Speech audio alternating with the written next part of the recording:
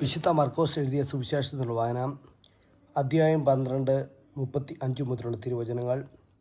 ദേവാലയത്തിൽ പഠിപ്പിച്ചുകൊണ്ടിരുന്നപ്പോൾ യേശു ചോദിച്ചു, ക്രിസ്തു ദാവീദിൻ്റെ പുത്രനാണെന്ന് നിയമജ്ഞർ പറയുന്നത് എങ്ങനെ?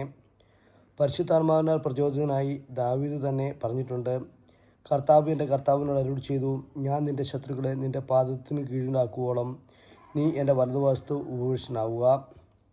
ദാവീദ് തന്നെ അവനെ കർത്താവ് എന്ന് വിളിക്കുന്നു. പിന്നെ എങ്ങനെയാണ് അവൻ ദൈവത്തിൻ്റെ പുത്രനാകുന്നത്? ജനക്കൂട്ടം സന്തോഷപൂർവ്വം അവൻ്റെ വാക്ക് ശ്രവിച്ചു. നിയമജ്ഞരെ വിമർശിക്കുന്നു. അവൻ ഇങ്ങനെ പഠിപ്പിച്ചു, നിങ്ങൾ നിയമജ്ഞരെ സൂക്ഷിച്ചു കൊള്ളുവിൻ.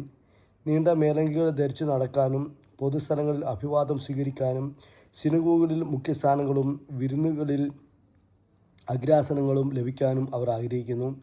എന്നാൽ അവർ വിധവകളുടെ ഭവനങ്ങൾ വിഴുങ്ങുകയും ദീർഘമായി പ്രാർത്ഥിക്കുന്നുവെന്ന് നടിക്കുകയും ചെയ്യുന്നു. ഇവർക്ക് കൂടുതൽ കഠിനമായ ശിക്ഷാവിധി ലഭിക്കും. വിധവയുടെ കാണിക്കാം. അവൻ ഭണ്ഡാരത്തിന് എതിർവശത്തിരുന്ന് ജനക്കൂട്ടം ഭണ്ഡാരത്തിലേക്ക് നാണയത്തുട്ടുകൾ ഇടുന്നത് ശ്രദ്ധിച്ചു.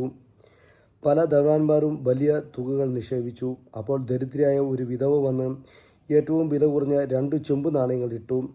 അവൻ ശിഷ്യന്മാരെ അടുത്ത് വിളിച്ചു പറഞ്ഞു, സത്യമായി ഞാൻ നിങ്ങളോട് പറയുന്നു, ഈ ദരിദ്ര വിധവ മറ്റാരെയേക്കാൾ കൂടുതൽ ഭണ്ഡാരത്തിൽ നിക്ഷേപിച്ചിരിക്കുന്നു. എന്നാൽ അവരെല്ലാവരും തങ്ങളുടെ സമൃദ്ധിയിൽ നിന്ന് സംഭാവന ചെയ്തു. ഇവളാവട്ടെ തൻ്റെ ദാരിദ്ര്യത്തിൽ നിന്ന് സംഭാവന ചെയ്തു. തൻ്റെ ഉപജീവനത്തിനുള്ള വക മുഴുവനും നിക്ഷേപിച്ചിരിക്കുന്നു. ദേവാലയത്തിൻ്റെ നാശത്തെക്കുറിച്ചു പ്രവചനം. യേശു ദേവാലയത്തിൽ നിന്ന് പുറത്തു വന്നപ്പോൾ ശിഷ്യന്മാരിൽ ഒരുവൻ പറഞ്ഞു, ഗുരു, നോക്കൂ, എത്ര വലിയ കല്ലുകൾ, എത്ര വിശിഷ്ടമായ സൗധങ്ങൾ. അവൻ പറഞ്ഞു, ഈ മഹാസൗധങ്ങൾ നിങ്ങൾ കാണുന്നില്ലേ?